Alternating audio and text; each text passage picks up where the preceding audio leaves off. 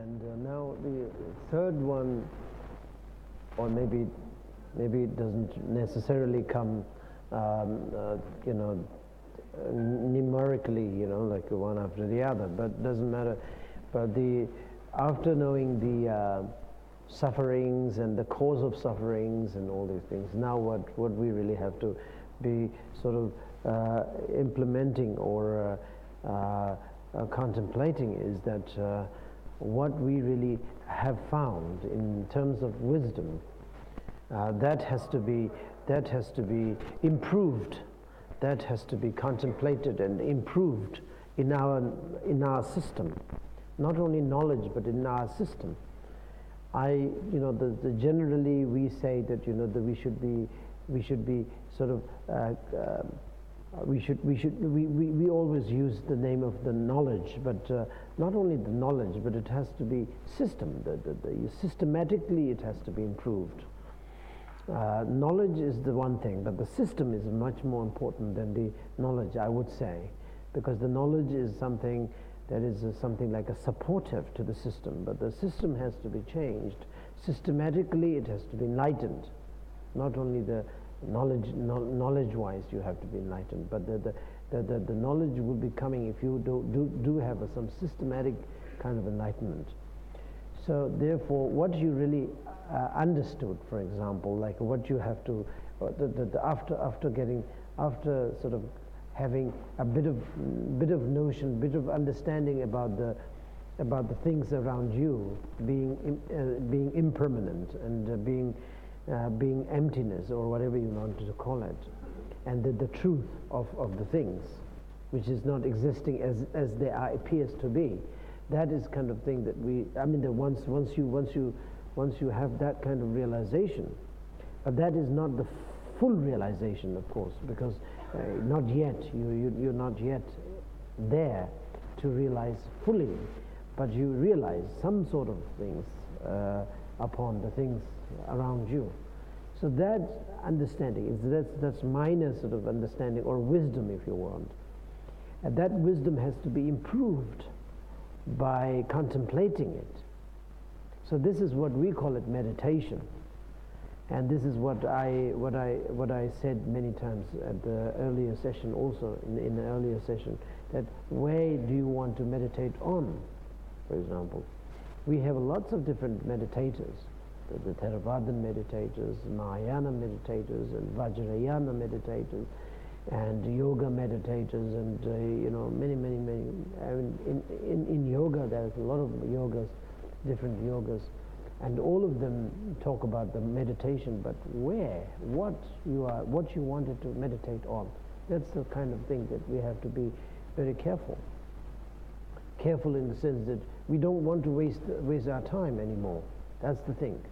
I mean, okay, you are free to meditate on anything, of course, but you are free in the sense, I mean, in one sense you are free, but you don't want to sort of, let's say, in the name of freedom, you don't want to sort of waste your energy and your time to doing something else, something nonsense, to say, so in the name of a meditation or freedom. You don't want to sort of like abuse yourself or abuse your time. Time is precious anyway, so the life is short, life is dream. So what we really have gained right now, under the guidance of Buddha's teaching, and under the guidance of good karma that we have, and we have a very, very good conditions right now, and we don't want to waste our time, our opportunity. So the meditation should be done correctly, I would say. I mean, correctly, who knows which is correct and which is not correct. That's a difficult kind of distinguishment, I would say. It's difficult. But what I wanted to really, generally speaking, the Four Noble Truths is the essential teaching of Lord Buddha. And that, I think, needs to be respected, rather than having lots of different types of meditation. Let's say, within the Vajrayana, we have plenty of different types of meditation, and Mahayana as well.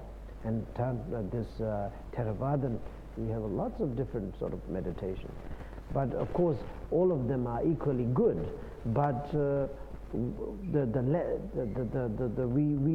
want something that is less risky and less confusing. This is something very, very important.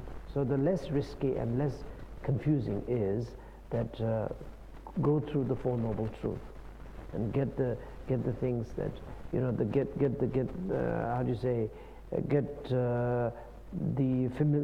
get yourself familiarized with the things that it's a truth. Truth in the sense of the impermanent, let's say, impermanent around you. And this is not something very difficult to understand, because you're living on the impermanence. For example, you look at the things, they're changing. You look at the friends, they're changing. You look at yourself, also changing. You look at your emotion, is a changing.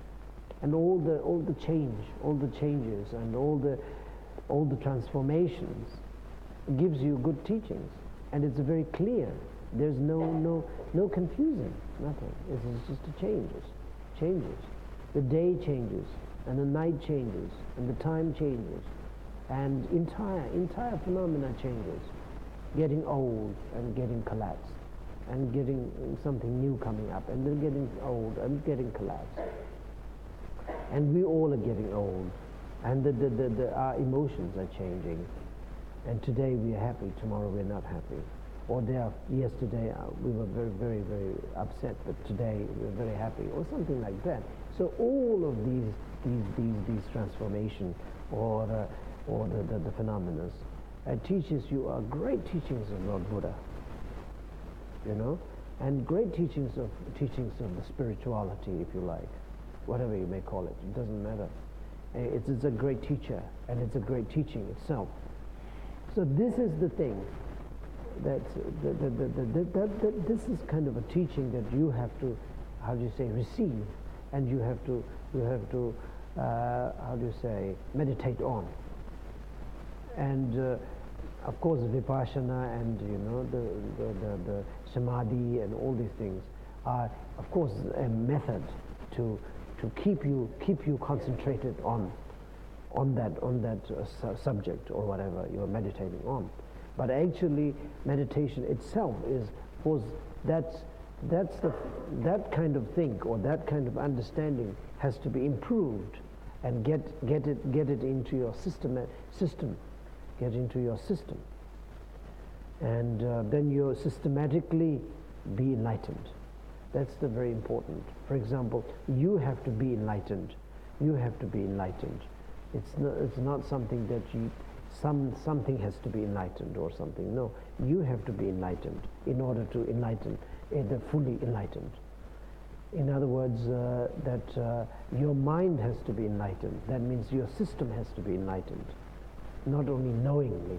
The knowledge is very important, of course, as I mentioned, but that's something else. Knowledge, yes, but my knowledge means the different. I'm here and the knowledge is there. So my knowledge becomes very rich and very, very superior and all these things. But what about yourself?